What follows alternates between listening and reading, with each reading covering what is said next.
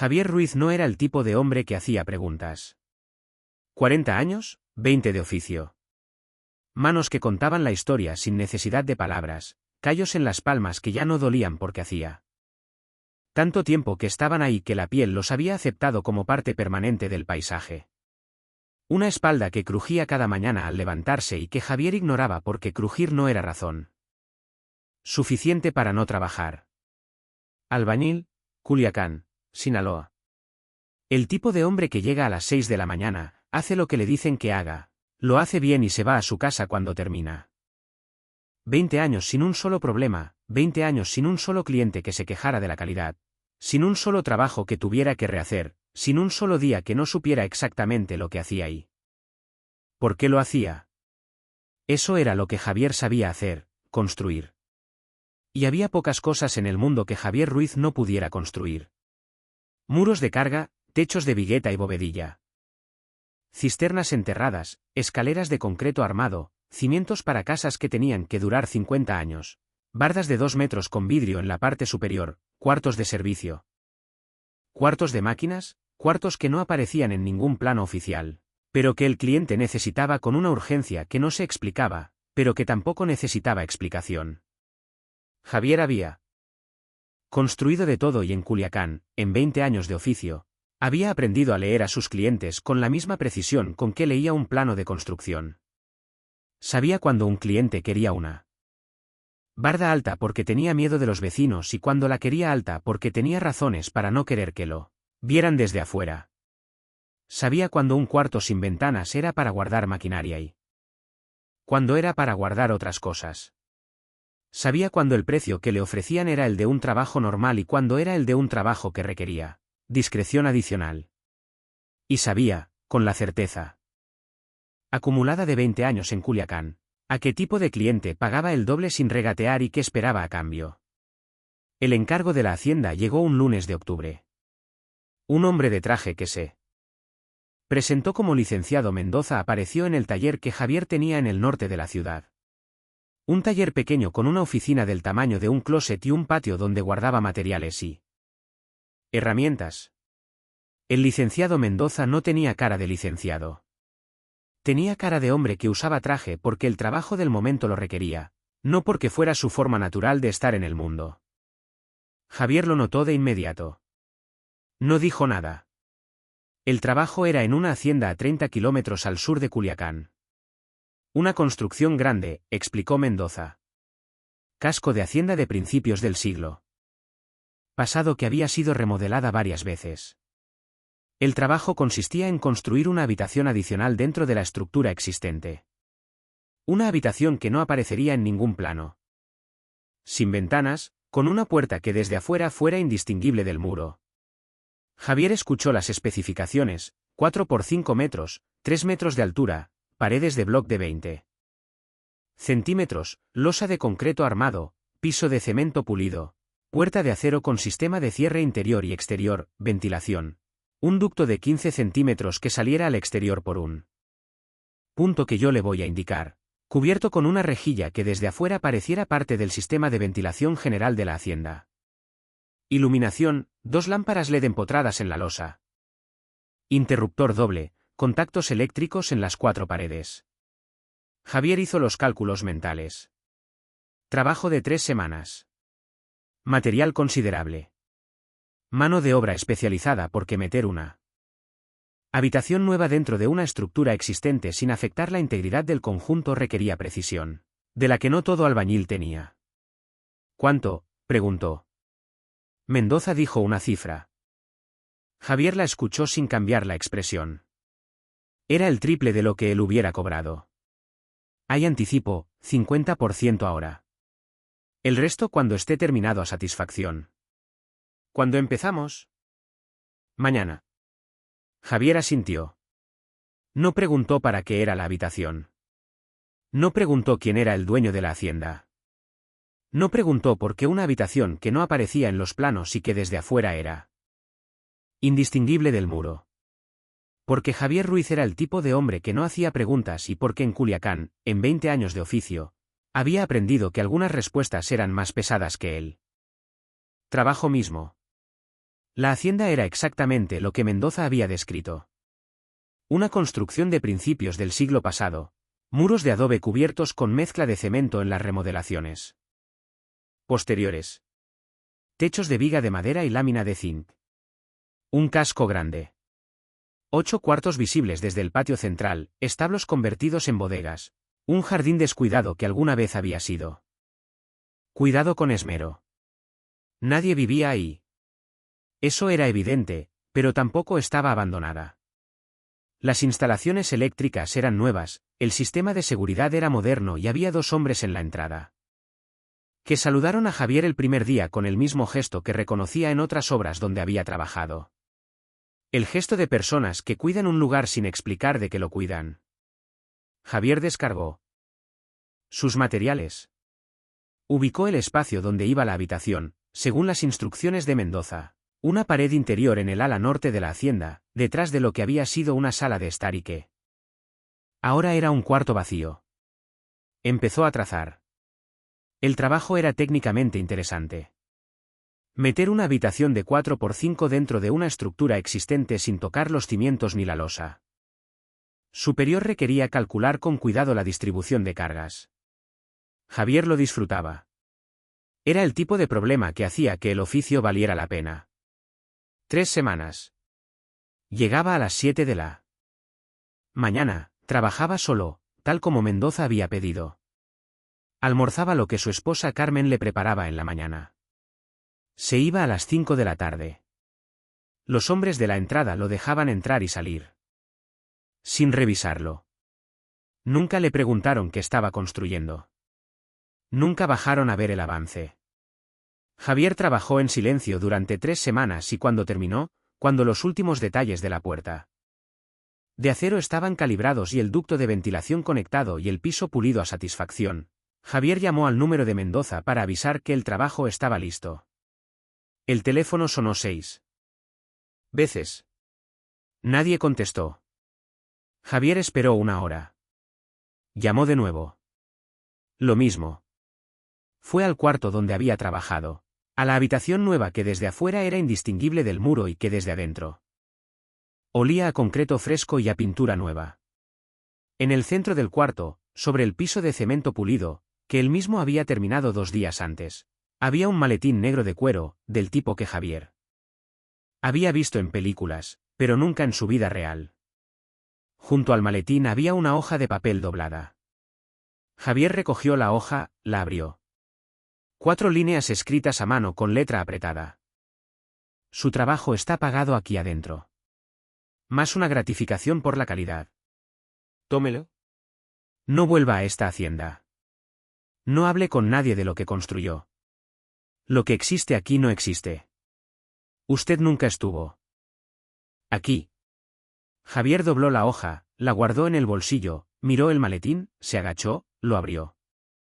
$. Americanos. Billetes de 100 organizados en fajos, fajos ordenados en filas dentro del maletín. Javier no era contador, pero había visto suficientes billetes en su vida para hacer una estimación aproximada. $200.000, tal vez más. Se quedó agachado frente al maletín durante un momento que no supo medir. Pensó en Carmen, en sus 2 hijos, en la casa propia que todavía no era completamente suya porque quedaban 8 años de crédito. En el taller que necesitaba una mezcladora nueva desde hacía 2 años y que Javier seguía posponiendo porque el dinero siempre alcanzaba para lo urgente, pero nunca para lo importante. Pensó en todo eso, cerró el maletín, lo tomó. Salió de la habitación, pasó frente a los hombres de la entrada. Ellos lo miraron salir con el maletín en la mano y no dijeron nada, como si esperaran verlo salir con el maletín.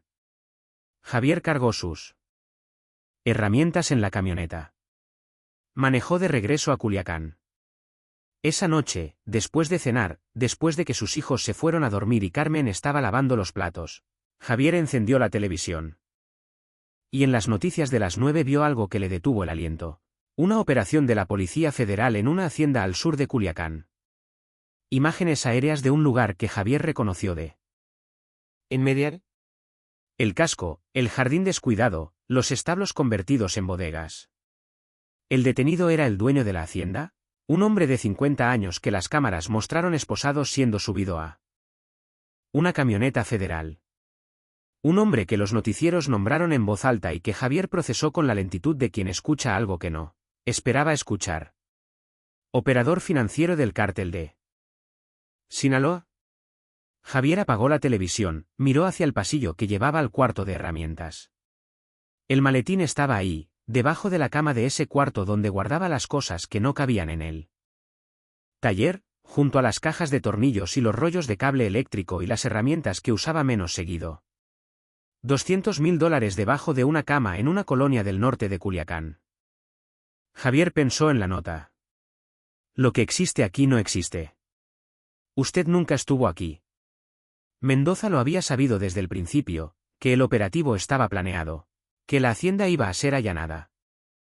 Que él no iba a estar ahí para pagar el trabajo, porque para cuando Javier terminara, Mendoza y el dueño de la hacienda ya estarían en otro lugar o ya estarían detenidos. El maletín era el plan de contingencia, pagarlo de antemano, dejarlo ahí, confiar en que Javier lo tomaría y desaparecería sin hacer preguntas. Lo que existía aquí no existía. Y Javier había tomado el maletín y había salido. Sin que los hombres de la entrada dijeran nada, porque ellos también sabían. También formaban parte del plan, dejar salir al albañil con su pago y no preguntar nada. Todo había sido calculado. Excepto una cosa. La parte que Mendoza no había calculado, o que había calculado y decidido que era el problema de Javier, era que la habitación que él construyó seguía ahí, dentro de las paredes de la hacienda, lista, cerrada, con la puerta de acero calibrada y el piso de cemento pulido y el ducto de ventilación funcionando. La habitación que desde afuera era indistinguible del muro. La habitación que la Policía Federal en su operativo probablemente no había encontrado todavía. O tal vez sí, o tal vez estaban buscándola. Javier fue al cuarto de herramientas, sacó el maletín. Lo abrió otra vez bajo la luz del foco pelón que colgaba del techo. Los fajos de dólares ordenados en filas, el olor específico del papel moneda en cantidad. Volvió a cerrarlo. Fue a la cocina donde Carmen terminaba de lavar. Se sentó en la banca junto a la estufa. Carmen lo miró. Conocía esa cara, la cara de estar cargando algo. ¿Qué pasó? Nada. Terminé el trabajo de la hacienda. ¿Te pagaron bien? Sí. Carmen asintió y siguió lavando. Javier no dijo nada más. Esa noche no durmió. Y a las 7 de la mañana del día siguiente, cuando todavía estaba en la cocina con el primer café sin haber dormido, tocaron a la puerta. No tocaron con los nudillos, con los puños. 3 golpes fuertes, el tipo de golpe que no es de alguien que viene a visitar. Javier se quedó inmóvil en la silla de la cocina. Carmen asomó la cabeza desde el pasillo con cara de pregunta. Javier levantó la mano. Espera. Los golpes se repitieron. 3 más, más fuertes. Javier se levantó. Fue a la puerta y lo que había del otro lado de esa puerta era exactamente lo que había pasado la noche sin dormir temiendo que llegara. 2 hombres. Eso era lo que había del otro lado de la puerta. De Javier Ruiz a las 7 de la mañana de un martes de octubre en el norte de Culiacán. 2 hombres que no eran policías. Eso lo vio Javier de inmediato, no por la ropa ni por la actitud. Sino porque los policías que tocan puertas a las 7 de la mañana traen papeles y traen más gente. Estos 2 no traían nada visible, excepto la forma de pararse de personas que no necesitan papeles. ¿Para qué les abran? El de la derecha era alto, complexión de alguien que ha trabajado físicamente toda su vida. Cara sin expresión particular, el tipo de cara que no te dice nada porque ha aprendido a no decirte nada. El de la izquierda era más joven, 20 y tantos y con una energía encima que el de la derecha no tenía. La energía de alguien que todavía no ha aprendido a guardar todo adentro. Javier los miró desde el marco de la puerta sin abrir completamente. ¿Javier Ruiz? Sí. El de la derecha habló con la calma de alguien que tiene tiempo y sabe que el otro no. Trabajó en la hacienda. Los Álamos estas últimas semanas. Necesitamos hablar de eso. Javier no respondió de inmediato. Pensó en Carmen que estaba en el pasillo, en sus hijos que todavía dormían, en el maletín debajo de la cama del cuarto de herramientas. Aquí no, dijo Javier. El de la derecha asintió como si eso fuera exactamente lo que esperaba escuchar.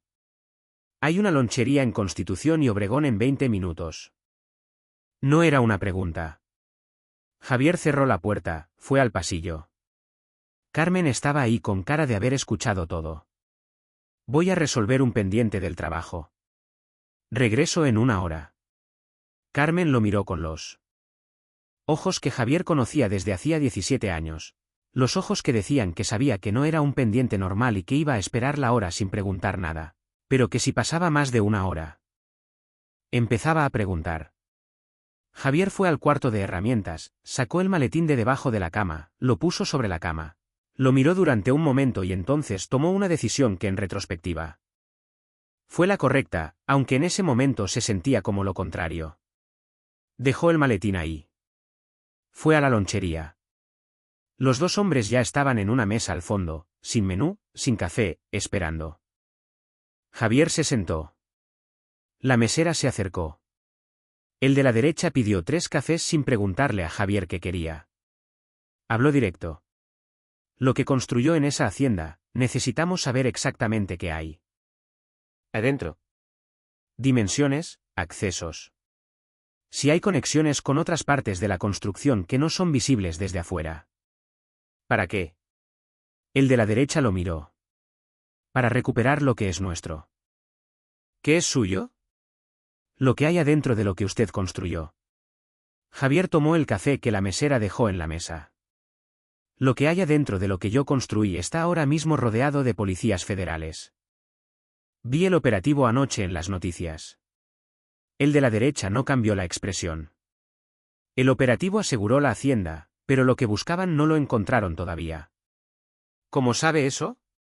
Porque si lo hubieran encontrado, usted no estaría tomando café tranquilo en su casa esta mañana.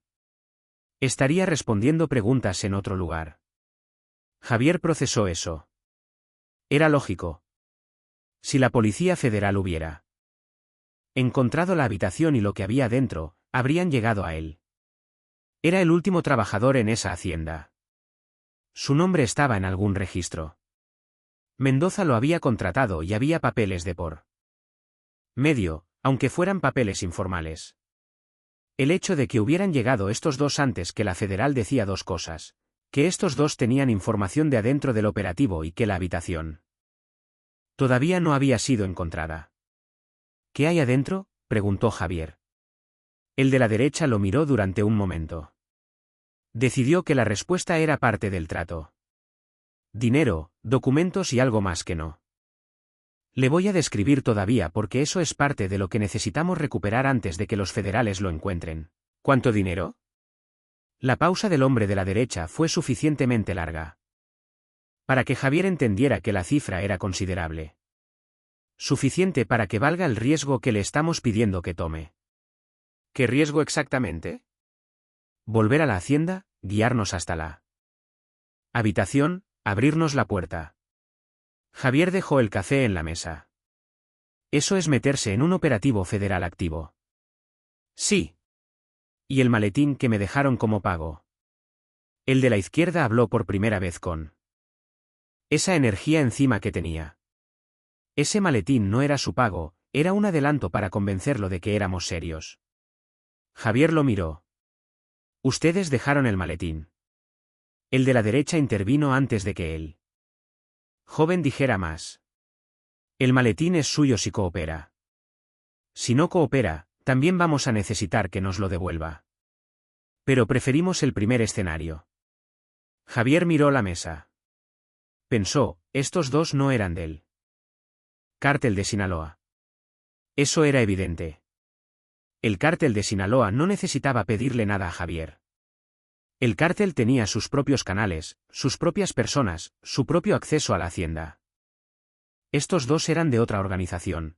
Una organización que sabía lo que había en esa habitación porque había colocado ahí lo que había o porque tenía información de alguien adentro del cártel de Sinaloa que les había dicho dónde buscar. Javier había escuchado suficiente en 20 años de trabajo en Culiacán para tener una idea de quiénes podían ser. La guerra entre el cártel de Sinaloa y los Beltrán Leiva llevaba años dejando muertos y dejando preguntas sin respuesta sobre quién controlaba qué. En Sinaloa, los Beltrán Leiva habían perdido terreno, pero no habían desaparecido. Seguían operando.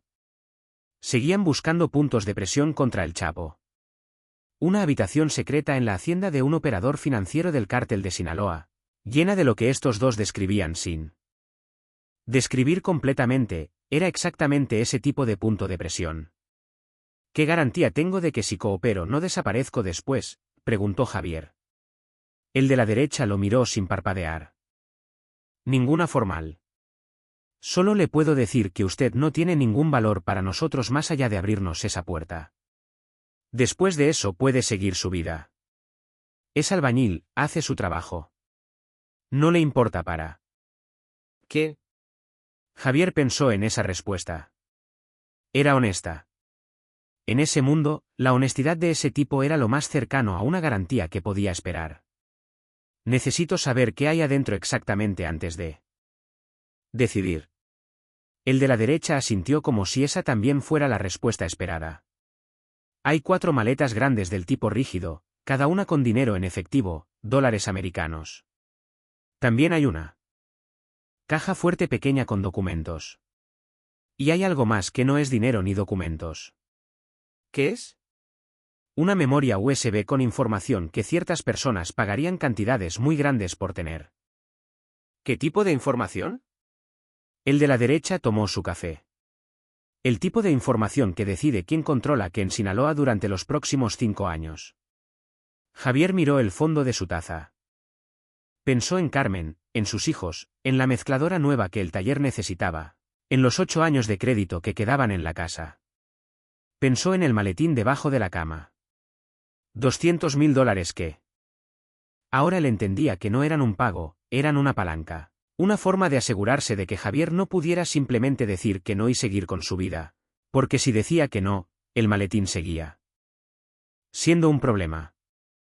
Un maletín con $200.000 de procedencia cuestionable que la Policía Federal, si llegaba a preguntarle, no tendría forma de explicar. Lo habían atrapado desde antes de que él supiera que estaba atrapado. Necesito un día, dijo Javier. El de la derecha negó con la cabeza. Tiene hasta esta noche.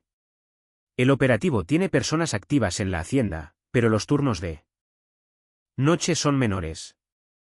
A las 2 de la mañana hay una ventana de 40 minutos para entrar, encontrar la habitación y salir.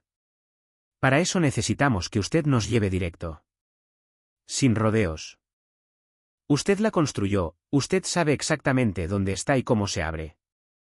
Javier miró al hombre de la derecha. ¿Y cuánto hay en las 4 maletas? La pausa fue más larga que la anterior. Suficiente para que usted no tenga que trabajar el resto de su vida si decide guardar silencio sobre lo que vea. Esta noche. Javier asintió despacio. No dijo sí todavía. Pero los dos hombres al otro lado de la mesa leyeron en su cara lo que necesitaban leer.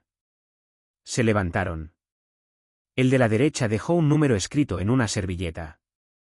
A la 1 de la mañana, en el mismo lugar donde están sus herramientas, llegamos nosotros. Vamos juntos. Salieron de la lonchería sin pagar el café. Javier se quedó solo en la mesa del fondo. Miró la servilleta con el número. Miró su propio café que estaba frío y pensó en algo que Mendoza le había dicho el primer día en el taller cuando le explicaba las especificaciones de la habitación. Una frase que en ese momento sonó como instrucción técnica y que ahora sonaba como otra cosa. La puerta tiene que ser tan buena que nadie que no sepa que existe la encuentre nunca.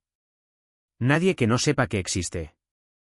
Javier era la única persona que sabía exactamente dónde estaba la puerta, cómo abrir el mecanismo de cierre y qué había del otro lado. Eso lo hacía indispensable para estos dos hombres y eso también lo hacía peligroso de una forma que él apenas empezaba a entender completamente.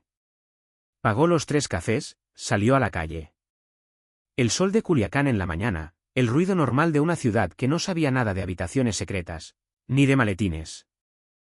Ni de memorias USB con información que decidía quién controlaba qué en Sinaloa durante los próximos 5 años. Javier caminó hacia su camioneta y fue en ese momento, con la servilleta en el bolsillo y el sol en la cara, cuando entendió que tenía algo que ninguno de los que lo estaban usando había considerado.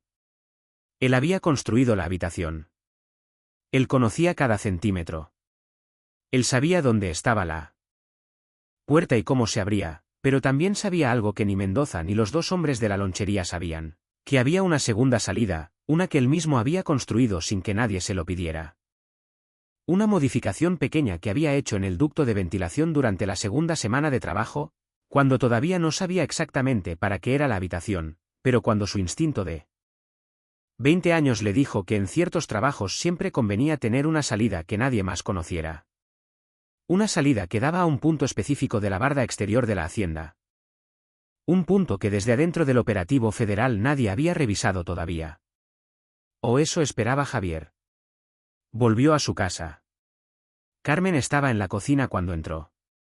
Lo miró con esa cara de una hora que se había convertido en 1 hora y 20. Javier se sentó a la mesa. Necesito contarte algo, dijo. Carmen se secó las manos en el mandil y se sentó frente a él. Y Javier le contó. No todo. Pero lo suficiente para que Carmen entendiera el tamaño del problema sin que los detalles la pusieran en peligro.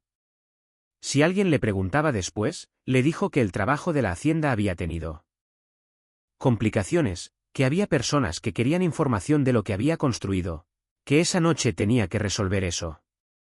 Carmen escuchó sin interrumpir. Cuando Javier terminó, ella hizo silencio. Durante varios segundos. ¿Estás en peligro? Todavía no. ¿Van a estarlo los niños? No, eso te lo juro. Carmen asintió. ¿Qué necesitas de mí? Que esta noche te vayas con los niños a casa de tu madre. Sin explicar nada. Solo que se te antojó visitar. Y que si alguien llega aquí preguntando por mí, no sabes nada de nada. ¿Cuándo regresas? Mañana en la mañana. Carmen lo miró durante un momento largo.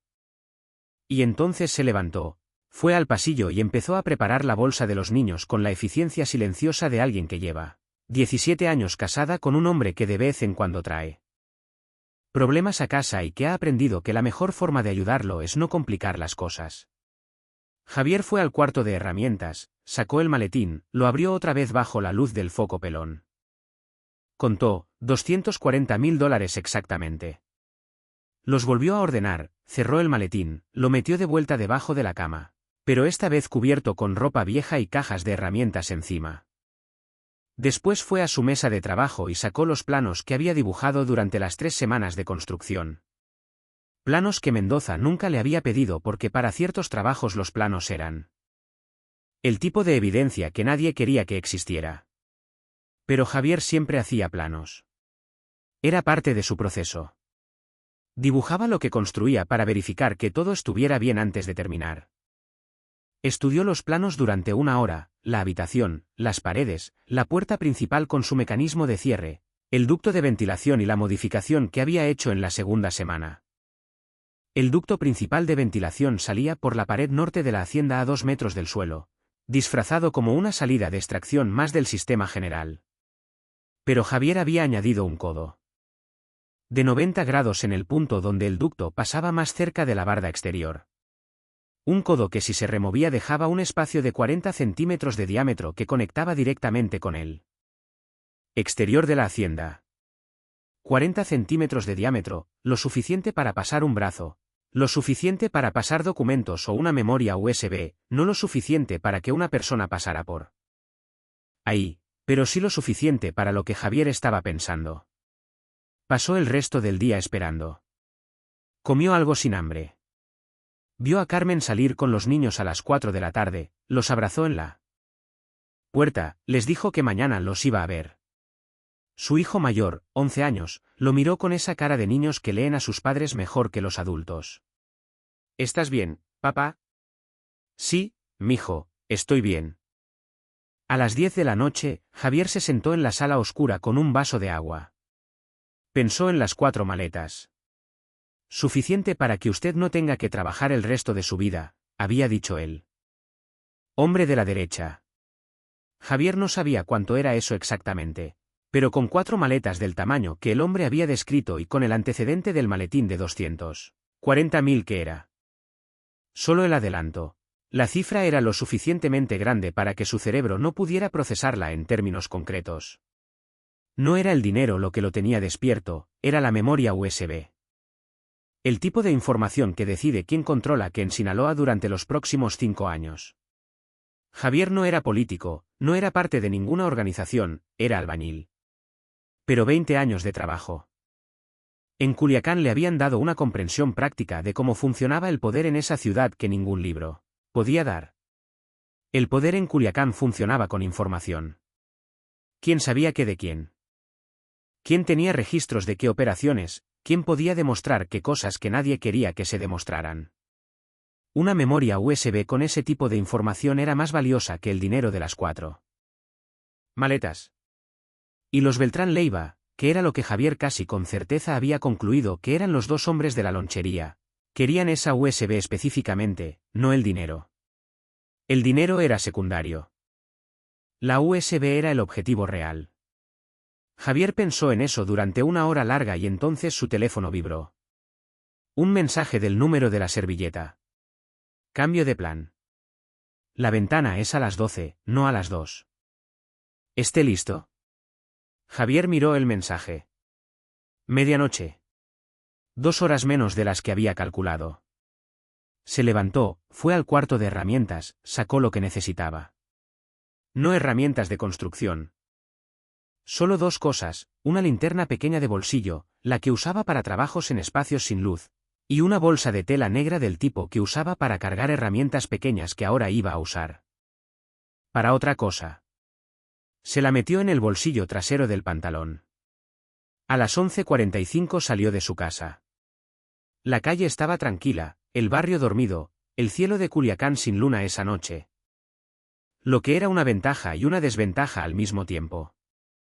La camioneta de los 2 hombres lo esperaba a media cuadra, motor apagado, sin luces. Javier subió al asiento de atrás. El de la derecha. Manejó sin hablar. El joven iba adelante en silencio. 30 kilómetros al sur. La carretera vacía a esa hora. El desierto de ambos lados con sus formas oscuras bajo el cielo sin luna. Llegaron a un punto a 2 kilómetros de la hacienda. El de la derecha apagó el motor. Caminamos desde aquí. Silencio absoluto desde este momento. Javier asintió. Los 3 bajaron. Caminaron 2 kilómetros por el monte bajo en silencio. El de la derecha al frente, Javier en medio, el joven atrás. Sin linterna, orientándose por el perfil oscuro de los cerros y por la luz que se veía a lo lejos. La luz de la hacienda. Los federales tenían reflectores en el perímetro. Javier los vio desde 100 metros, 4 puntos de luz en las esquinas del casco.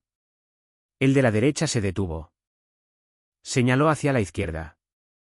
Hay un punto ciego entre el segundo y tercer reflector. Por ahí entramos.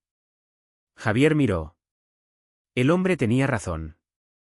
Había una franja de oscuridad de unos 20 metros entre los 2 conos de luz y esa franja de oscuridad quedaba exactamente a 10 metros de la parte de la barda exterior, donde Javier había hecho su modificación en el ducto. El de la derecha los llevó por la franja oscura hasta la barda, 4 metros de bloc de cemento con pedazos de vidrio en la parte superior, como casi todas las bardas de las haciendas en esa zona. El joven sacó una cobija gruesa, enrollada que traía en la mochila, la extendió sobre el filo de la barda para cubrir el vidrio. ¿Subieron? Cayeron al otro lado en el patio interior de la hacienda. Silencio. Los reflectores iluminaban el perímetro exterior, pero el patio interior estaba en sombra. Javier se orientó. El ala norte de la hacienda estaba a 20 metros a su derecha, la entrada principal del casco a 40 metros a su izquierda, donde había luz y movimiento de los federales. El de la derecha lo miró, le hizo un gesto. Tú primero. Javier caminó hacia el ala norte. Lo conocía perfectamente. Había caminado ese mismo trayecto docenas de veces durante 3 semanas. Sabía exactamente dónde estaban los escalones que crujían. Sabía que la puerta del cuarto anterior a la habitación tenía una bisagra suelta que chirriaría si la abrían rápido. Abrió la puerta despacio, sin ruido. Entraron al cuarto anterior. Oscuridad total. Javier encendió la linterna de bolsillo. El haz pequeño iluminó. Lo suficiente para orientarse. La pared del fondo lisa, de bloc revocado con mezcla, exactamente igual a las otras 3 paredes del cuarto, excepto que Javier sabía dónde estaba el borde. Fue directamente al punto. No buscó, no tanteó. Fue exactamente donde tenía que ir porque él había puesto ese punto exactamente ahí hacía 3 semanas. Presionó en la esquina inferior izquierda. El panel cedió. La puerta se abrió hacia adentro en silencio. Las bisagras bien lubricadas como Javier las había dejado. El olor a concreto fresco ya no estaba. En su lugar había algo diferente. El olor específico de un espacio cerrado donde había dinero en cantidad. Un olor que Javier reconoció de inmediato porque era el mismo que había sentido cuando abrió el maletín. El de la derecha. Pasó primero con una linterna más potente que la de Javier. El haz iluminó las 4 maletas, negras, rígidas, grandes, ordenadas contra la pared del fondo exactamente como el hombre había descrito. También iluminó la caja fuerte, pequeña, del tamaño de un maletín de mano, anclada al piso con pernos de acero. Y en el estante metálico que Javier no había instalado, que alguien más había puesto. Después de que él terminó, había 3 cosas más que Javier no esperaba ver: una laptop cerrada, un teléfono satelital y una pistola calibre .45 que ninguno de los 3 tocó. El joven fue directamente a las maletas, las abrió una por una. Javier no necesitó contar. El volumen era suficiente para entender. 4 maletas del tamaño de equipaje de mano llenas de fajos de dólares organizados con la precisión de alguien que hace eso profesionalmente. El de la derecha fue a la caja fuerte. ¿Tiene combinación o llave? Llave, dijo Javier. La combinación es para el seguro externo, la llave es para el mecanismo principal. ¿Dónde está la llave? Javier lo miró. No lo sé. Yo construí la habitación, no puse los contenidos. El de la derecha lo miró durante un segundo. Entonces la caja fuerte se... ¿Qué era? Llevamos las maletas y la laptop. ¿Y la USB? Preguntó el joven. Debe estar en la caja fuerte o en la laptop. Si no podemos abrir la caja, nos llevamos la laptop. Javier miró la caja fuerte. Anclada al piso. Pensó en lo que había dicho el hombre de la derecha en la lonchería. El tipo de información que decide quién controla qué en Sinaloa durante los próximos 5 años. Si esa información estaba en la caja fuerte que no podían abrir, estos dos se iban a ir con las maletas de dinero, pero sin lo que realmente querían, lo que significaba que iban a volver y la próxima vez iban a volver con más personas y con más tiempo y con herramientas para abrir una caja fuerte anclada al piso. A menos que Javier encontrara una forma de que eso no pasara. Carguen las maletas. Dijo. Yo me quedo un momento a verificar que la puerta quede bien cerrada. El de la derecha lo miró. Tiene 1 minuto. Los 2 hombres tomaron las maletas, 2 cada uno. Salieron de la habitación. Hacia el cuarto anterior. Javier se quedó solo. 1 minuto. Fue al estante, tomó la laptop, la metió en la bolsa de tela negra que traía en el bolsillo. Después fue al ducto de ventilación. Al punto exacto donde había hecho la modificación 3 semanas atrás. El codo de 90 grados que él había añadido. Lo buscó con los dedos en la oscuridad. Lo encontró, lo removió. El espacio de 40 centímetros de diámetro se abrió. Javier metió la bolsa de tela con la laptop por el ducto. La empujó suavemente hasta que salió por el otro lado, por el exterior de la hacienda, y cayó al suelo en el punto específico de la barda donde él ya sabía exactamente que iba a caer. Volvió a poner el codo de 90 grados en su lugar. Cerró la puerta de la habitación. Salió al cuarto anterior. Los dos hombres lo esperaban con las maletas en las manos y el mismo silencio de antes. Vámonos, dijo el de la derecha. Salieron por donde habían entrado. Salieron de la hacienda por donde habían entrado, la cobija sobre el vidrio de la barda, el salto al exterior, el monte bajo en la oscuridad sin luna. Los 2 kilómetros de regreso a la camioneta. Nadie habló durante el camino. Javier caminó detrás del de la derecha con la bolsa de tela vacía en el bolsillo y la mente calculando.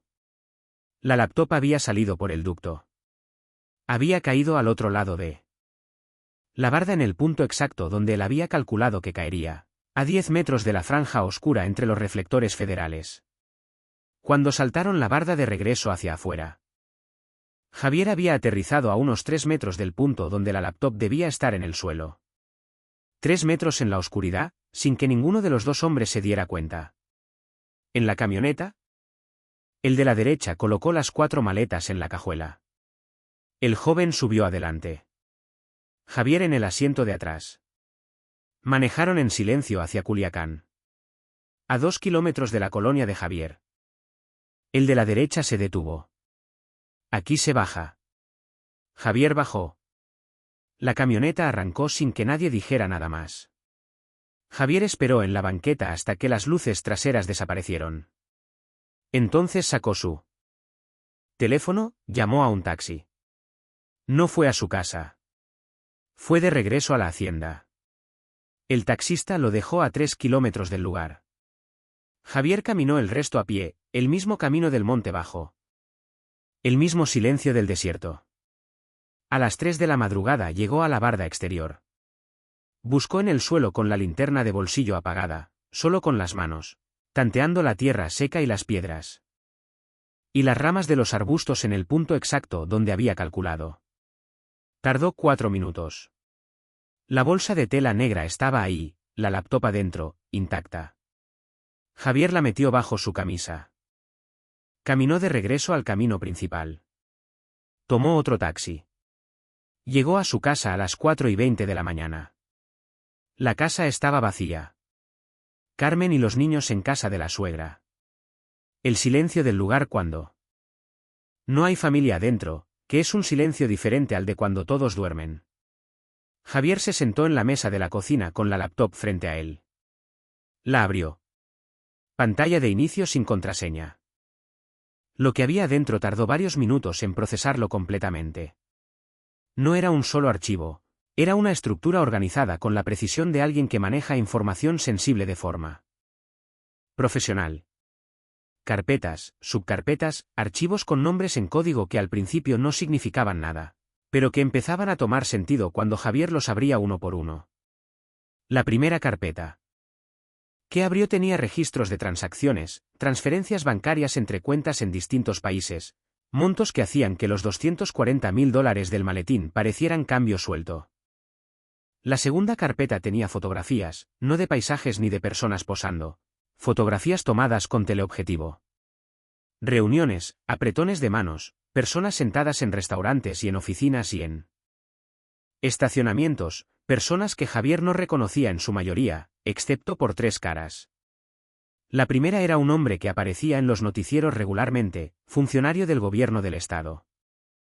Su nombre salía en las noticias casi siempre en el contexto de seguridad pública.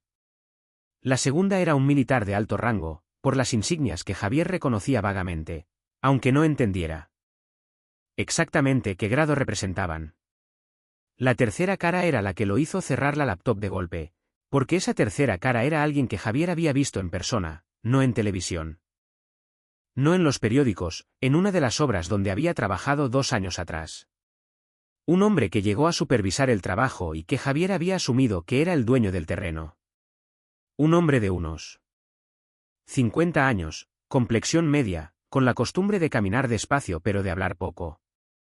Un hombre que en aquel momento le había parecido simplemente un cliente más, un cliente que según las fotografías de esa laptop se reunía regularmente con personas del cártel de Sinaloa en lugares que nadie fotografiaría si no estuviera documentando actividad que no debería existir. Javier se quedó con las manos sobre la laptop cerrada. Pensó, la laptop no tenía la USB que los Beltrán Leiva buscaban. Eso ya era claro. Esa USB estaba probablemente en la caja fuerte anclada al piso que no habían podido abrir. Lo que la laptop tenía era otra cosa. Evidencia fotográfica y financiera que alguien había compilado meticulosamente durante tiempo. ¿Para qué?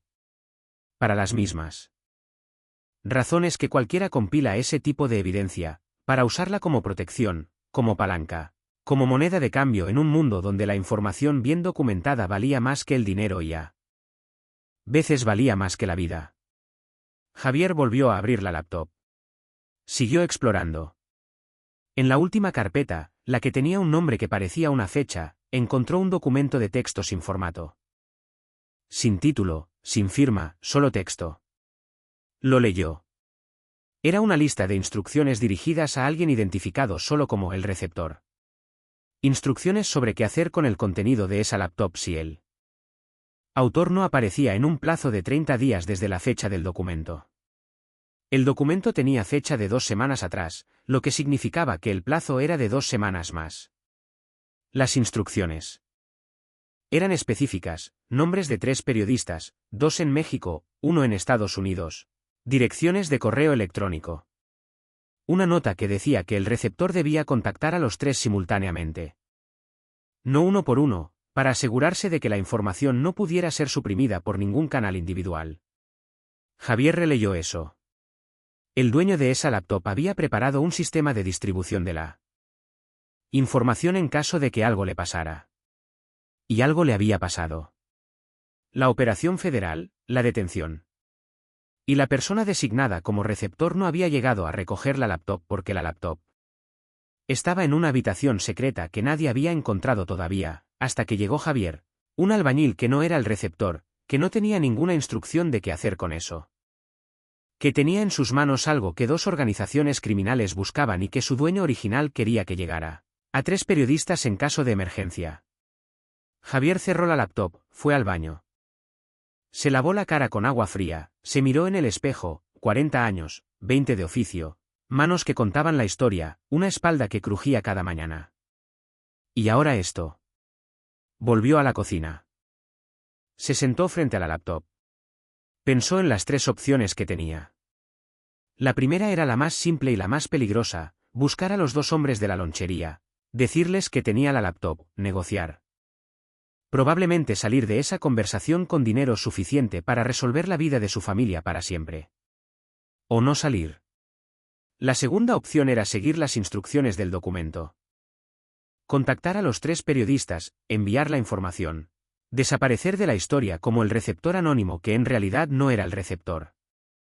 Esa opción tenía consecuencias que Javier no podía calcular completamente. Si la información era lo que parecía ser, lo que siguiera después del envío iba a ser un terremoto. Y los terremotos en Sinaloa tenían la costumbre de alcanzar a personas que pensaban estar lo suficientemente lejos del epicentro. La tercera opción era la que el instinto de 20 años de trabajo le decía que eligiera: guardar la laptop, no contactar a nadie, esperar. Ver cómo se desarrollaban las cosas con la Hacienda y con la detención del operador financiero. Ver si los Beltrán Leiva volvían. Ver si los federales llegaban a preguntar. Y actuar según lo que pasa. No era una solución, era tiempo. Y a veces el tiempo era suficiente para que una situación que parecía sin salida encontrara una salida por sí sola. Javier guardó la laptop en el cuarto de herramientas, debajo de la misma cama donde seguía el maletín con los $240.000. Fue a su cuarto, se acostó sin quitarse los zapatos, cerró los ojos. Y a las 6:30 de la mañana, 2 horas después de haberse acostado, volvieron a tocar la puerta. Esta vez no con los puños, con golpes planos, 4 seguidos. El patrón específico que Javier reconoció de inmediato. Porque era el patrón que usaban las corporaciones policiales cuando llegaban a un domicilio con respaldo suficiente para no necesitar ser corteses. Javier se sentó en la cama, miró hacia el pasillo. En dirección al cuarto de herramientas, miró la puerta principal. Los golpes se repitieron. Policía Federal, abra la puerta. Javier se levantó, fue al cuarto de herramientas, tomó el maletín. Lo metió detrás del panel del cielo raso que él mismo había instalado 5 años atrás y que sabía que aguantaba el peso sin ceder. Tomó la laptop, la metió en la misma bolsa de tela negra. La puso dentro de la caja de la mezcladora vieja que llevaba 2 años sin usar en el rincón del cuarto. Fue a la puerta, abrió. 4 agentes de la Policía Federal uniformados con una orden que él primero le extendió en la mano. Orden de presentación voluntaria. Señor Javier Ruiz, necesitamos que nos acompañe para responder algunas preguntas relacionadas con trabajos realizados en la propiedad conocida como Hacienda Los Álamos. Javier tomó la orden, la leyó.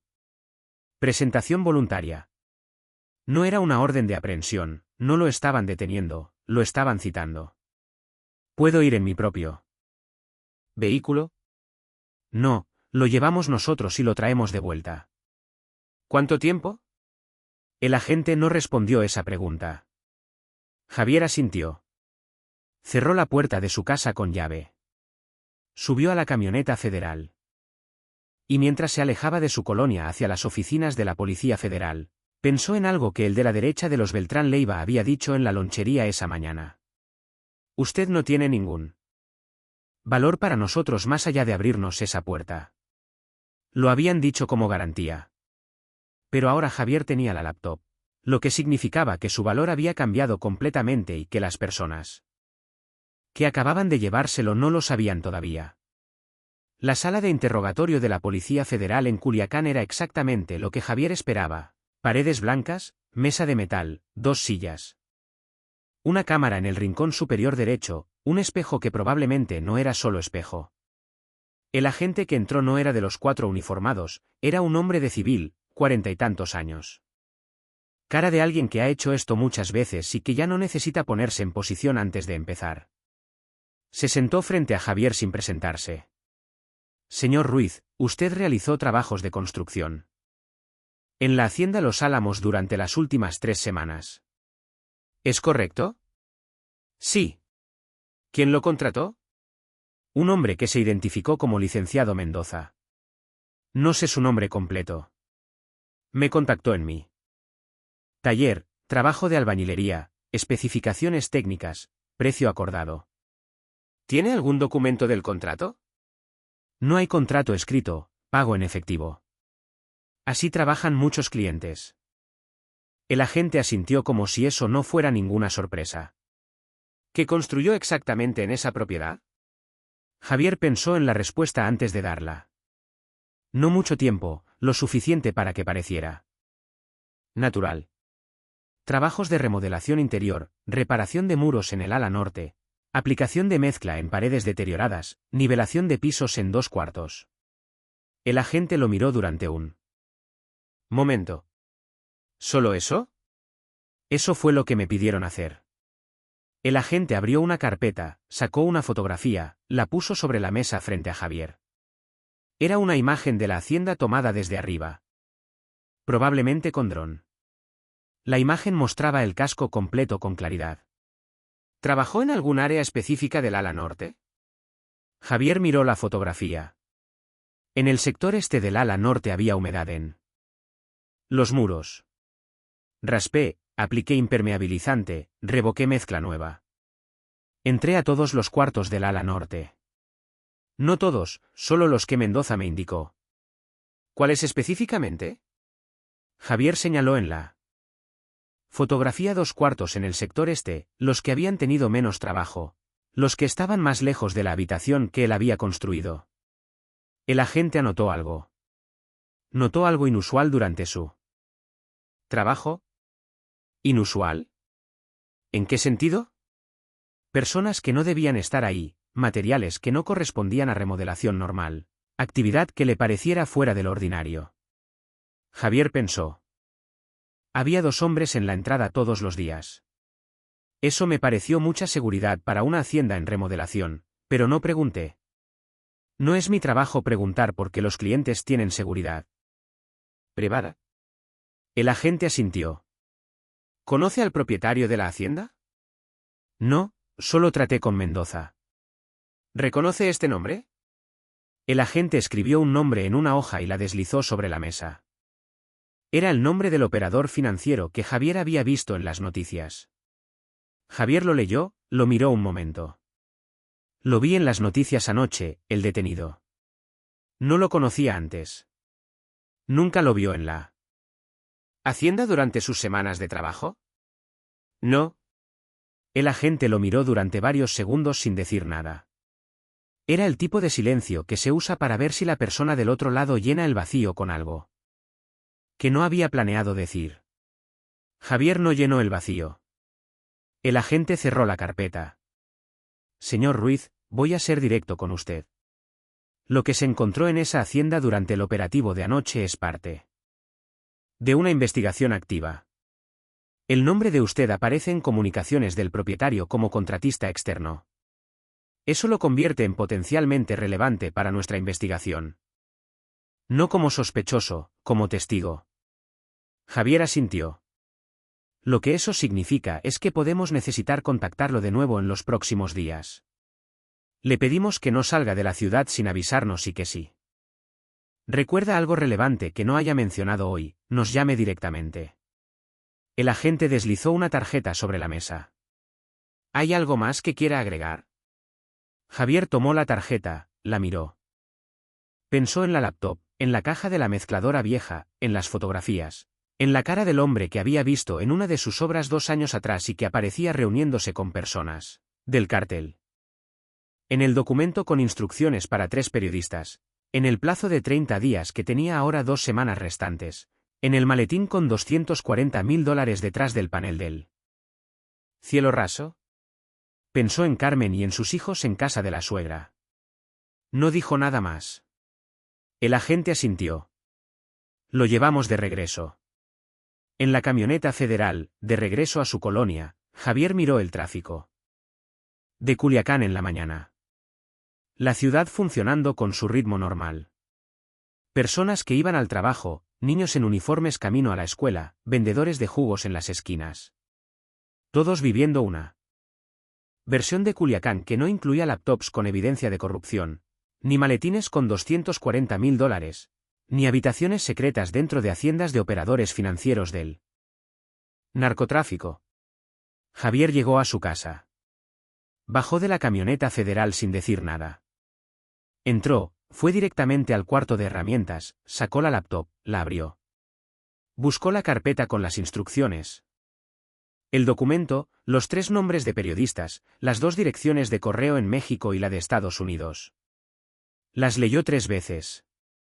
Después buscó los nombres en su teléfono. Los 3 periodistas eran personas reales, verificables, con presencia pública, trabajos publicados, historial profesional que incluía investigaciones sobre temas exactamente del tipo de los que contenía esa laptop. El plazo del documento era de 30 días desde la fecha de redacción. Quedaban 16 días. Javier cerró la laptop, fue a la cocina, se hizo café, se sentó. Tenía 16 días para decidir. 16 días durante los cuales los Beltrán Leiva podían volver a preguntar por la USB que no habían encontrado. Durante los cuales la Policía Federal podía volver con preguntas más específicas si encontraban algo que los llevara hasta él, durante los cuales el plazo del documento seguía corriendo hacia cero, independientemente de lo que Javier hiciera o no hiciera. Tomó el café. Miró la mesa y fue en ese momento cuando su teléfono sonó. Número desconocido, prefijo de Ciudad de México. Javier lo dejó sonar. 4 timbres, 5. Al sexto contestó. La voz del otro lado era de mujer, joven, con el tipo de calma que no es natural, sino aprendida. Señor Ruiz, soy periodista. Me llamo Gabriela Fuentes. Trabajo para un medio de investigación independiente con sede en la Ciudad de México. Necesito hablar con usted sobre la Hacienda Los Álamos. Javier no respondió de inmediato. ¿Cómo consiguió mi número? Hay personas que saben que usted trabajó en esa hacienda y hay personas que saben que lo que estaba ahí adentro no fue todo lo que encontró la Policía Federal anoche. Silencio de 3 segundos. ¿Qué quiere exactamente? Hablar. Nada más por ahora. Lo que usted decida hacer con lo que encontró es su decisión. Yo no estoy aquí para presionarlo. Estoy aquí porque si esa información llega a las personas correctas, puede cambiar cosas que llevan mucho tiempo sin cambiar. Javier miró la laptop sobre la mesa de la cocina. Gabriela Fuentes. Buscó el nombre en el teléfono con la mano libre mientras la mujer esperaba en la línea. Gabriela Fuentes. Periodista de investigación. Artículos sobre corrupción en Sinaloa, Chihuahua y Sonora. Premio Nacional de Periodismo 2012. Perfil verificable. Nombre real. El mismo nombre que estaba en la lista de los 3 periodistas del documento de la laptop. Javier cerró los ojos un momento. La coincidencia era demasiado exacta para ser coincidencia. Alguien le había dado el número de Javier a Gabriela Fuentes. Alguien que sabía que Javier tenía la laptop. Alguien que estaba moviendo piezas desde un lugar que Javier no podía ver todavía. Señorita Fuentes, necesito un día para pensar. La mujer no insistió. Mañana a esta hora llámeme a este número. Si no contesto, intente 2 veces más. Si no contesto en ninguna de las 3, entienda que tomé una decisión diferente y no lo tome personal. Colgó. Javier dejó el teléfono en la mesa junto a la laptop. Los 2 objetos que ahora definían su vida más que las herramientas, más que el taller, más que los 20 años de oficio. Una laptop con evidencia que alguien había pasado años compilando. Un teléfono con el número de la mujer que esa persona había designado para recibirla. Y Javier Ruiz en el medio, el albañil que no hacía preguntas, que ahora tenía más preguntas que en toda su vida junta. Javier no durmió esa noche. No por miedo, por cálculo. Se sentó en la mesa de la cocina con un cuaderno y un lápiz. Igual que hacía cuando planificaba una obra complicada. Y escribió todo lo que sabía, lo que tenía, la laptop, el maletín, la información de los periodistas, lo que sabían los demás. Los Beltrán Leiva tenían el dinero, pero no la USB ni la laptop. La Policía Federal sabía que él había trabajado en la Hacienda, pero no sabía que había construido exactamente. Gabriela Fuentes sabía que él tenía algo, pero no cuánto.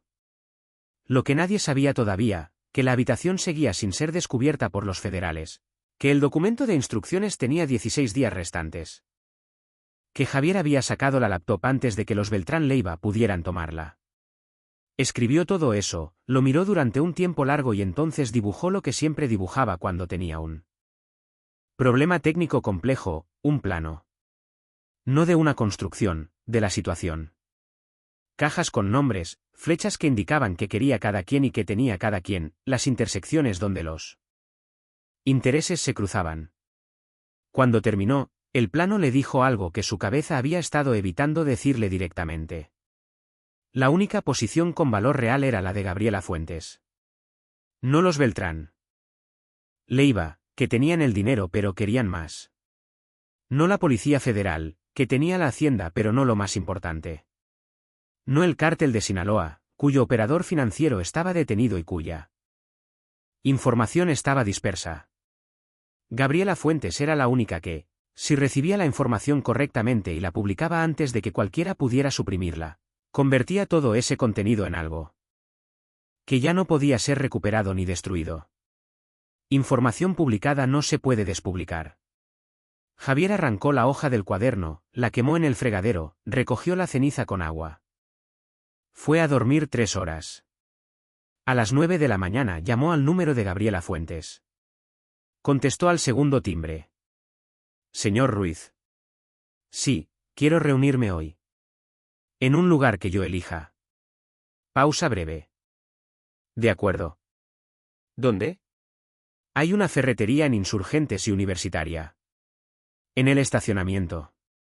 A las 11 estaré ahí. Javier colgó, se bañó, se cambió. Desayunó porque sabía que el cuerpo necesita funcionar bien cuando la cabeza tiene mucho trabajo. Llegó a la ferretería 20 minutos antes de las 11. Estacionó su camioneta. Observó el estacionamiento durante esos 20 minutos. Una mujer llegó a las 11:02, 30 y pocos años, ropa sin llamar la atención, una mochila. Caminó directo hacia la camioneta de Javier como si supiera exactamente cuál era. Subió al asiento del copiloto sin que nadie la invitara. Lo miró. Soy Gabriela Fuentes. Javier la miró. ¿Cómo consiguió mi número? Una fuente que prefiero no identificar me dijo que usted trabajó en esa hacienda y que probablemente tenía información relevante. Nada más específico que eso. ¿Esa fuente sabe qué encontré exactamente? No lo sé. Pero si lo sabe, no me lo dijo. Javier evaluó eso. ¿Cuánto sabe usted? ¿De la hacienda Los Álamos? Gabriela habló durante varios minutos. Lo que había investigado en los últimos meses sobre el operador financiero detenido, las conexiones entre ese hombre y estructuras de lavado de dinero en 3 estados, las personas que aparecían en su entorno y que Gabriela había identificado pero para las que no tenía evidencia directa suficiente para publicar. Javier escuchó sin interrumpir. Cuando ella terminó, él hizo una sola pregunta. ¿Conoce el nombre Ricardo Fuentes? Gabriela lo miró. Sí, funcionario de nivel medio en el gobierno del estado. Aparece en algunos de mis registros, pero nunca he podido conectarlo directamente con nada. Javier asintió. Era el nombre de la cara que había reconocido en las fotografías de la laptop, el hombre que había visitado una de sus obras 2 años atrás. Tengo algo que usted necesita ver. Pero antes necesito entender qué pasa después de que usted lo vea. Gabriela lo miró directamente. Lo que pasa es que yo verifico la información. Si es lo que parece ser, lo publicamos. Con todos los protocolos de protección de fuentes. Su nombre no aparece en ningún lugar, ni ahora ni nunca. ¿Y si alguien presiona para saber quién fue la fuente? Gabriela no parpadeó. Nadie ha logrado que yo entregue una fuente en 12 años de trabajo. No voy a empezar ahora. Javier la evaluó durante un momento. Había algo en la forma en que esa mujer hablaba que le recordaba a los mejores clientes que había tenido en 20 años. Los que sabían exactamente lo que querían y por qué lo querían y que no necesitaban adornar nada para convencerte. Voy a necesitar que usted haga algo primero, dijo Javier. ¿Qué cosa? Verificar que el nombre Gabriela Fuentes aparece en una lista específica. Una lista que yo tengo y que usted no sabe que existe. Si su nombre está ahí, nos reunimos mañana y le muestro lo que tengo. Gabriela lo miró con una expresión que Javier no pudo leer completamente. ¿Y si mi nombre no está en esa lista? Entonces esta conversación no ocurrió y cada quien sigue su camino. Gabriela asintió. Llámeme esta noche.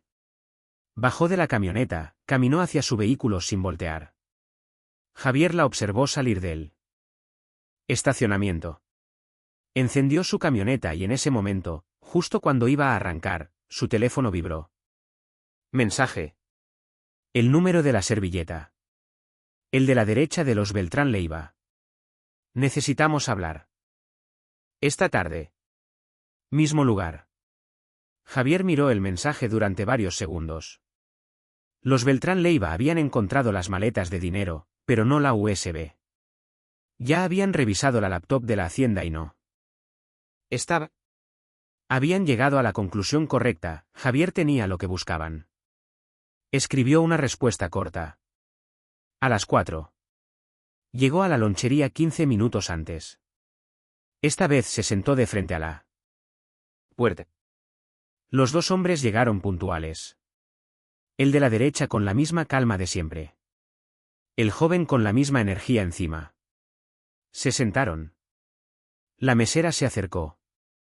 Javier pidió 3 cafés esta vez. Sin que nadie tuviera que hacerlo. El de la derecha habló directo.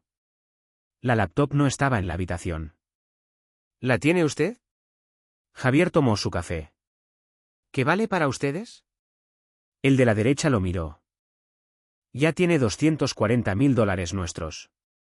Eso fue el pago por abrir la puerta. Lo que hay en la laptop es diferente. El joven se movió en su silla. El de la derecha lo frenó con un gesto. Mínimo. ¿Qué quiere, Javier? Javier pensó en el plano que había quemado esa mañana. Nada que ustedes puedan darme. ¿Qué significa eso? Significa que lo que hay en esa laptop tiene un valor que se destruye si se lo doy a ustedes. La información que buscan funciona solo si llega a personas que puedan usarla de forma que no pueda ser suprimida. Ustedes no son esas personas. El de la derecha lo miró durante un momento largo. ¿Y usted sí lo es? No, pero sé quién sí. Silencio. El de la derecha tomó su café. Señor Ruiz, usted es albañil. Lleva 20 años haciendo su trabajo sin problemas. Porque entiende las reglas. Lo que está sugiriendo rompe las reglas de una forma que tiene consecuencias que usted conoce. Javier asintió. Lo sé. Por eso lo estoy diciendo en voz alta en lugar de simplemente hacerlo. Porque si ustedes saben lo que voy a hacer y entienden por qué, quizás calculan que interferir tiene más costo que beneficio. ¿Y por qué tendría más costo? Porque lo que hay en esa laptop incluye información sobre personas que tienen tanto interés en que eso no salga como ustedes. Y esas personas tienen más alcance que el que yo represento como problema. El de la derecha procesó eso. Nos está diciendo que somos un problema demasiado pequeño para el escándalo que causaría hacernos algo. Javier no respondió, pero la respuesta era así. El de la derecha miró al joven. El joven miraba a Javier con esa energía encima que ahora tenía un componente diferente. No era solo tensión, era algo más parecido al reconocimiento de estar frente a alguien que había calculado mejor de lo que esperaban. El de la derecha se levantó. Tiene 48 horas para hacer lo que va a hacer. Después de eso, el cálculo cambia. Dejó dinero en la mesa para los cafés. Salieron. Javier se quedó solo en la lonchería. Tomó su café. 48 horas. Llamó a Gabriela Fuentes esa noche. Su nombre está en la lista, dijo cuando ella contestó. Pausa de 2 segundos. ¿Dónde nos reunimos mañana? Javier le dio una dirección, su taller, el único lugar donde podía controlar el entorno completamente. A las 8 de la mañana. Gabriela colgó. Javier se quedó sentado en la oscuridad de su sala. Carmen y los niños seguían en casa de la suegra. El maletín detrás del panel del cielo raso, la laptop en la caja de la mezcladora vieja. 48 horas que empezaban a contar desde ese momento y una reunión a las 8 de la mañana que iba a definir todo lo que venía después. Gabriela llegó al taller a las 8 en punto. Sola, con la misma mochila de la vez anterior y la misma calma de alguien que ha hecho esto suficientes veces para no necesitar prepararse emocionalmente antes de entrar. Javier la hizo pasar a la oficina del fondo, la única habitación cerrada del taller. Cerró la puerta, puso la laptop sobre la mesa. Gabriela la abrió. No habló durante los primeros 20 minutos. Solo leyó, revisó carpetas, abrió archivos. Sus ojos se movían con la velocidad de alguien que sabe exactamente qué está buscando y que lo va encontrando. Javier esperó en silencio. Cuando Gabriela levantó la vista, su cara tenía algo que Javier reconoció. Aunque no lo hubiera visto muchas veces. La expresión de alguien que acaba de confirmar algo que llevaba tiempo sospechando y que la confirmación es peor y mejor al mismo tiempo. Peor porque es real. Mejor porque ya no es solo sospecha. ¿Sabe lo que tiene aquí?, dijo ella. Más o menos. Gabriela señaló la pantalla. Esta carpeta tiene registros de transferencias que conectan al menos a 4 funcionarios estatales con cuentas en Panamá. Esta otra tiene evidencia fotográfica de reuniones que ninguno de esos funcionarios podría explicar públicamente.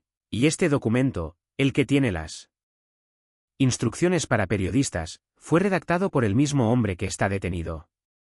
Lo reconozco por la forma de escribir. Lo he leído antes en otros contextos. ¿Lo conoce? Lo he investigado durante 2 años. Nunca pude llegar hasta aquí. Nadie pudo. Javier miró la laptop. ¿Es suficiente para publicar? Gabriela cerró la laptop con cuidado. Necesito verificar cada pieza antes de publicar. Eso toma tiempo. Pero lo que vi en los primeros 20 minutos es suficiente para abrir investigaciones formales en por lo menos 3 casos que llevan años estancados. ¿Cuánto tiempo necesita? 3 semanas. 4, si quiero hacerlo bien. Javier asintió.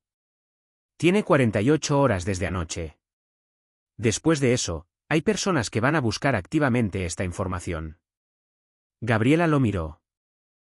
¿48 horas desde cuándo exactamente? Desde anoche a las 6 de la tarde aproximadamente. Lo que significaba que quedaban unas 30 horas. Gabriela metió la laptop en su mochila.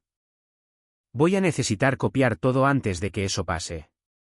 Lo que usted me entrega hoy sale del país en menos de 2 horas, en manos de personas que están fuera del alcance de quien quiera recuperarlo. Fuera del país. Tenemos servidores en 2 lugares distintos fuera de México. Protocolo estándar para este tipo de material. Una vez que está ahí, no importa lo que pase aquí. Ya no se puede suprimir. Javier asintió. Gabriela se levantó. Se detuvo antes de abrir la puerta. El dueño original de esta laptop sabía que usted la iba a encontrar. Javier la miró. ¿Cómo lo sabe? Porque su nombre está en el documento de instrucciones, no como receptor, como contingencia. Decía que si el receptor designado no llegaba a tiempo, la información llegaría a través de un albañil de Culiacán que trabajaría en la hacienda y que sin saberlo se convertiría en el eslabón que faltaba. Javier procesó eso durante un momento. Mendoza lo sabía desde el principio. El encargo, las especificaciones. El pago generoso, la nota en la habitación. Todo había sido diseñado para que Javier tomara el maletín, fuera a su casa y tuviera en su poder algo que el verdadero receptor nunca iba a poder recoger. Porque la detención lo había hecho imposible. Un albañil que no hacía preguntas. La coartada perfecta para sacar información de un lugar que iba a ser allanado. ¿Y el maletín?, preguntó Javier. Eso también estaba planeado. Gabriela asintió. Suficiente para que usted tuviera un motivo real para guardar silencio. Y suficiente para que si alguien lo presionaba, tuviera algo que entregara. Cambio de que lo dejaran en paz. Javier miró la mochila donde Gabriela había guardado la laptop. Yo era el plan desde el principio. Era la contingencia. Hay una diferencia. Gabriela abrió la puerta. Gracias, señor Ruiz. Lo que hizo importa más de lo que puedo decirle ahora. Salió del taller. Javier se quedó solo en la oficina. Lo que siguió en las semanas posteriores fue más ordenado de lo que esperaba y más lento de lo que hubiera querido. Gabriela Fuentes publicó la primera entrega 22 días después. No en un medio mexicano, en una alianza de medios internacionales coordinada. Simultáneamente desde Ciudad de México, Nueva York y Madrid. El tipo de publicación que no puede ser suprimida porque no tiene un solo punto de control. Los Beltrán Leiva nunca volvieron después de las 48 horas. Javier siempre asumió que calcularon que el costo de buscarlo superaba cualquier beneficio posible una vez que la información estaba en servidores fuera del país. Ya no había nada que recuperar, ya no había nada que suprimir. Ricardo Fuentes, el funcionario cuya cara Javier había reconocido en las fotografías, renunció a su cargo 3 días después de la primera publicación, sin declaraciones, sin explicaciones públicas, solo una carta de renuncia entregada a través de su abogado. La Policía Federal llamó a Javier 2 veces más en el mes siguiente. Las mismas preguntas, las mismas respuestas. En la segunda visita llegaron con un investigador diferente que le preguntó específicamente si había encontrado algún objeto electrónico en la hacienda. No, dijo Javier. Solo herramientas de trabajo. El investigador lo miró durante varios segundos. Asintió. No volvieron. El maletín con los $240.000 siguió detrás del panel del cielo raso durante 4 meses. Javier no lo tocó, no porque tuviera miedo, sino porque necesitaba que pasara suficiente tiempo para que el dinero apareciera de forma natural en su vida, sin levantar preguntas. Lo hizo despacio, la mezcladora nueva que el taller necesitaba, Los últimos meses del crédito de la casa pagados de una vez, un fondo de emergencias para Carmen. Una cuenta de ahorros a nombre de sus hijos. Nada grande, nada que no pudiera explicar como el resultado de un año de trabajo bien pagado. Un año después, Javier le contó a Carmen la versión completa. No todo, pero lo suficiente para que ella entendiera por qué ese año había sido diferente a los anteriores, por qué el taller había crecido, por qué había noches en que Javier se quedaba despierto mirando el techo sin que hubiera ninguna razón visible para no dormir. Carmen lo escuchó hasta el final, luego le hizo una sola pregunta. ¿Volverías a hacerlo? Javier pensó en el plano que había quemado en él. Fregadero, en la laptop, en Gabriela Fuentes y su mochila saliendo del taller, en los $240.000 que Mendoza había dejado sabiendo exactamente qué iba a hacer Javier con ellos. En los 20 años de oficio que le habían enseñado que las estructuras más importantes siempre tienen una salida, que no aparece en los planos. Sí, dijo. Pero la próxima vez pido el doble. Carmen no sonrió, pero tampoco se enojó. Y eso en 17 años de matrimonio era lo más parecido a una respuesta que Javier podía esperar. Y ahora dime tú, ¿habrías tomado ese maletín? ¿Habrías guardado la laptop? ¿Habrías llamado a la periodista? ¿O habrías entregado todo a los que tocaron con los puños a las 7 de la mañana? Escríbelo en los comentarios. Porque esta historia no es sobre el dinero, ni sobre el narcotráfico, ni sobre los Beltrán Leiva, ni sobre el cártel de Sinaloa. Es sobre un hombre de 40 años con las manos llenas de callos que entendió que la diferencia entre una habitación que nadie encuentra y una que todo el mundo conoce está en saber cuándo abrir la puerta y a quién dejarle pasar. Suscríbete ahora, dale like, activa la campana. La próxima historia ya está lista y el personaje que la protagoniza nunca pensó que su trabajo lo iba a poner en el lugar donde terminó. Nos vemos ahí.